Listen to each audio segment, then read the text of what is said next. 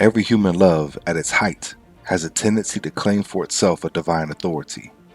Its voice tends to sound as if it were the will of God Himself. It tells us not to count the cost. It demands of us a total commitment. It attempts to override all other claims and insinuates that any action which is sincerely done for love's sake is thereby lawful and even meritorious. That erotic love and love of one's country may thus attempt to become gods is generally recognized. But family affection may do the same. So, in a different way, may friendship.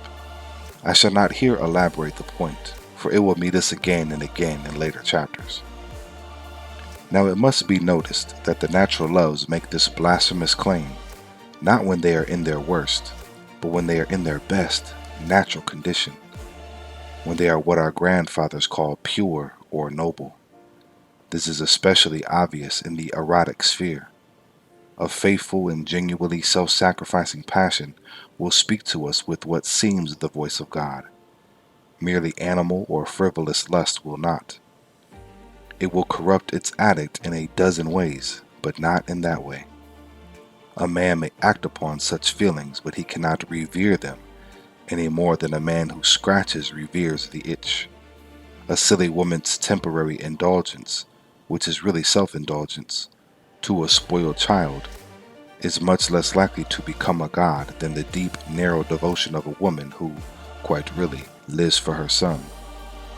And I am inclined to think that the sort of love for a man's country, which is worked up by beer and brass bands, will not lead him to do much harm, or much good, for her sake. It will probably be fully discharged by ordering another drink and joining in the chorus. And this, of course, is what we ought to expect. Our loves do not make their claim to divinity unless the claim becomes plausible. It does not become plausible until there is in them a real resemblance to God, to love Himself. Let us here make no mistake.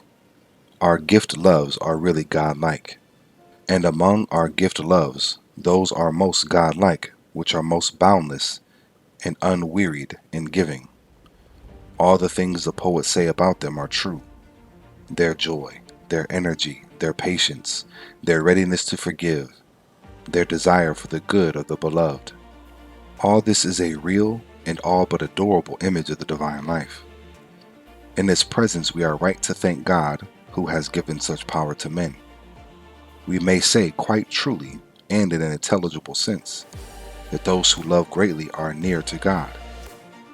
But of course it is nearness by likeness. It will not of itself produce nearness of approach. The likeness has been given us. It has no necessary connection with that slow and painful approach which must be our own, though by no means our unaided, task. Meanwhile, however, the likeness is a splendor. That is why we may mistake like for same. We may give our human loves the unconditional allegiance which we owe only to God. Then they become gods. Then they become demons. Then they will destroy us and also destroy themselves. For natural loves that are allowed to become gods do not remain loves. They are still called so, but can become in fact complicated forms of hatred.